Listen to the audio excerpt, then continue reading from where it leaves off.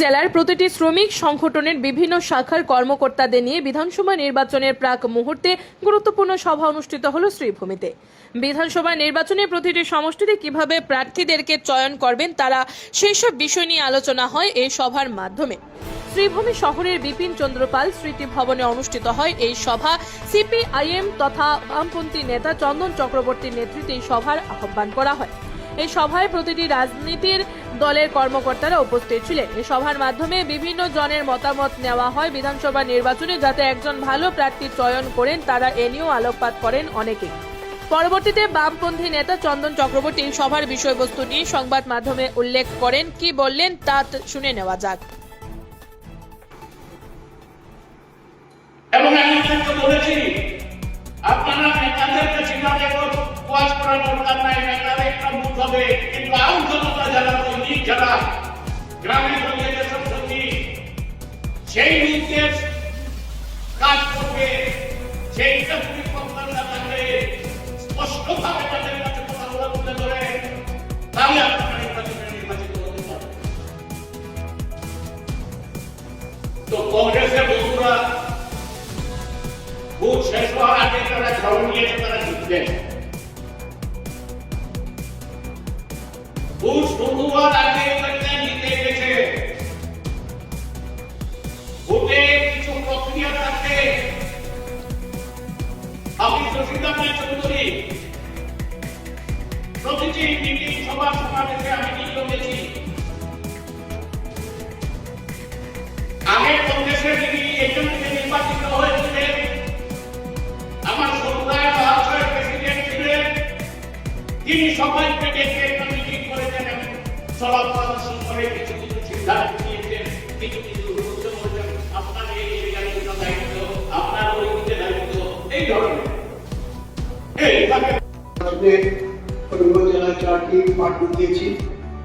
করিমগঞ্জ থেকে জাকারিয়া আহমেদ কন্যা ভারতীয় হচ্ছে বিধানসভা নির্বাচনের প্রার্থী। দক্ষিণ করিমগঞ্জ থেকে আমিরুল রশিদ চৌধুরী স্বামী আক্কর মন্ত্রী রাজ্যের মাননীয় মুখ্যমন্ত্রী চৌধুরী মহোদয়ের সুপুত্র, ওনাকে আমরা নমিনেশন দিয়েছি। প্রধানমন্ত্রী থেকে প্রাক্তন বিধায়ক কার্তিক সিনহাকে, এবং আমরা নমিনেশন দিয়েছি সবার দিকে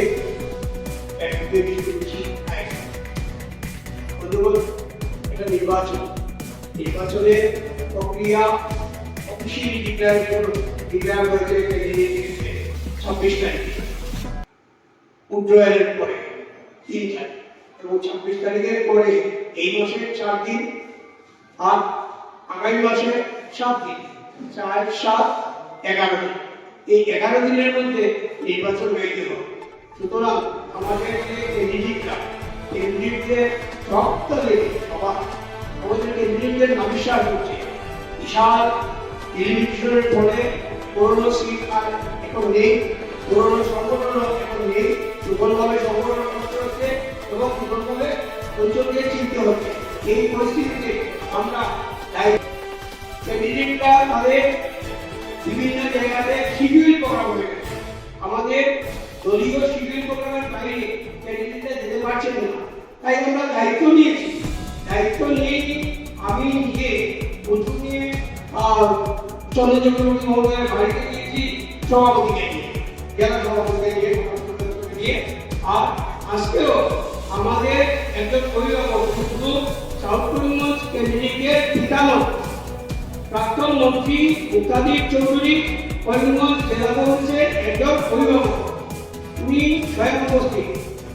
নির্বাচনী প্রচার প্রস্তুতির যে সভা, এই সভাতে আজকে আমরা লড়ছি আসামে জগদ্দল পাথরের মতো বসে থাকা একটা সাম্প্রদায়িক শক্তি আরএসএস এর নেতৃত্বে বিজেপি পরিচালিত হিমন্ত বিশ্ব শর্মা সরকারের ও মানবিক কথা যে প্রতিনিয়ত বলছে, বলছে হাত ভেঙে দিচ্ছি, আগামী বছর পাঁচজনের হার পাবো, অর্থাৎ গণতন্ত্র মুসলিমদের বিরুদ্ধে গণতন্ত্র জাতি বিদ্বেষী, গণতন্ত্র ধর্ম বিদ্বেষী কথা বলে মানুষের মধ্যে কোনো মানুষের নজর যাতে দিতে পারে না তার জন্য কর্মকাণ্ড চালিয়ে যাচ্ছে। আজকে বিদ্যুতের সংকট, বিদ্যুৎ বিল নিয়ে আন্দোলন হচ্ছে। আজকে meter, smart meter, prepaid meter ওঠানো হচ্ছে। গুজরাটের কোম্পানিকে বিদ্যুৎ বিক্রি করে দেওয়া হচ্ছে। এইসব জিনিস, বেকারের চাকরি, করিমগঞ্জ জেলা এবং হাইলাকান্দি জেলা থেকে দুটা বিধানসভা সিট পরিবর্তন করে দেওয়া হলো। আমাদের উন্নয়নের দিকে খবর বেঁধে দেওয়া হলো। সেই সব প্রশ্ন করিমগঞ্জের নামকে পরিবর্তন করে শ্রীভূমি করা হলো। অথচ কোনো শ্রী করিমগঞ্জ জেলায় আসেনি। বেকারের চাকরি সংস্থান নেই, নতুন কর্মসংস্থান নেই, শিল্প উদ্যোগ নেই, কৃষকের কোনো স্বার্থ নেই। শুধু সিন্ডিকেটার চালাতে যে সরকার, তার বিরুদ্ধে লড়াই।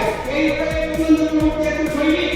আমি মনে করি দীর্ঘদিনের কর্মসূচির আন্দোলন করে সমৃদ্ধ একজন নেতা চন্দন চক্রবর্তী নিজের উদ্যোগে, দলের উদ্যোগে, ওনার আদর্শের তাগিদে উনি এই লড়াইয়ে সামিল হয়েছেন এবং সামিল থাকবেন। আমি সাধুবাদ জানাই, ধন্যবাদ জানাই চন্দন চক্রবর্তী এই সংগ্রামী তার চেতনাকে অবযুক্ত রাজা অবযুক্তবর্তী আমরা নয়। যেসব সংগঠনে বলুন, প্রকাশিক বার্তায় বলুন, নির্মাণ সমিতি বলুন, আশা কর্মী বলুন, মোট তালিকা সক্রিয় হল সাধারণ কর্মরেট, সাধারণ সদস্য বা সদস্যরা। আমি খুব সংক্ষেপে বলার চেষ্টা করব। সামনে নির্বাচন, আমাদের কি করতে হবে? আমরা যারা চিন্তাধারা বিশ্বাসী, আমি যা বলবো তাই যে আমাদের করতে হবে তা না। গণতান্ত্রিক কেন্দ্রীয় প্রশ্ন আছে, সরকার গঠিত মতামতের ভিত্তিতেই আমরা কিছু সিদ্ধান্ত নিয়ে থাকি।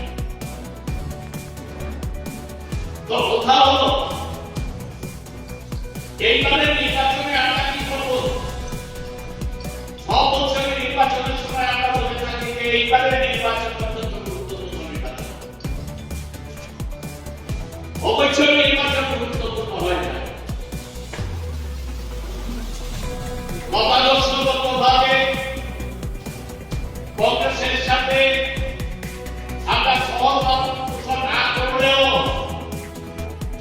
কংগ্রেসকে আমরা ভালো না বাসলেও, দেশের অখণ্ডতা রক্ষা করার প্রশ্নে, দেশের সংহতিরতা করার প্রশ্নে, দেশের গরিব কৃষক শ্রমিক মেহনতি মানুষের স্বার্থ রক্ষার প্রশ্নে, এই জাতের নামে, ভাষার নামে যারা বিভেদ সৃষ্টি করে এই দেশকে ধ্বংস করে দিয়েছে, তাদের বিপক্ষে দাঁড়াতে গিয়ে বাধ্যতামূলক আমরা কংগ্রেসকে সমর্থন করতে হবে।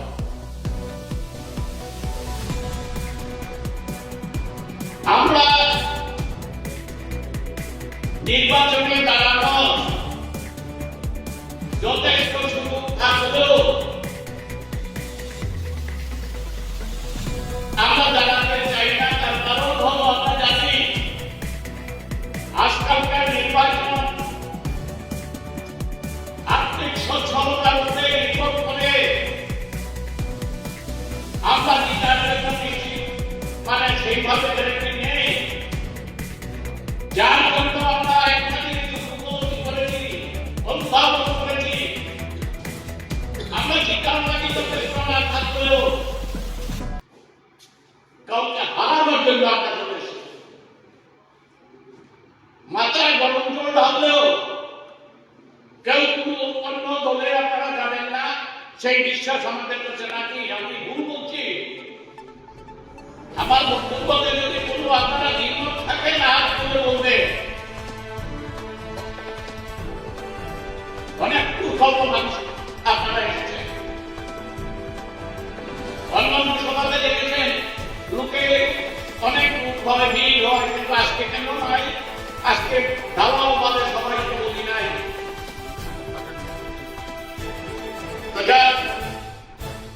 এইবার আমরা নির্বাচনে কি করব ভাবছিলাম।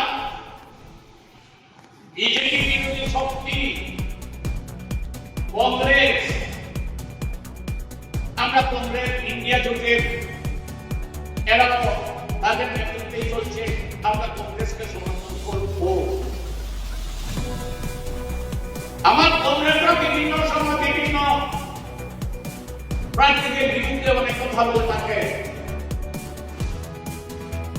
আমার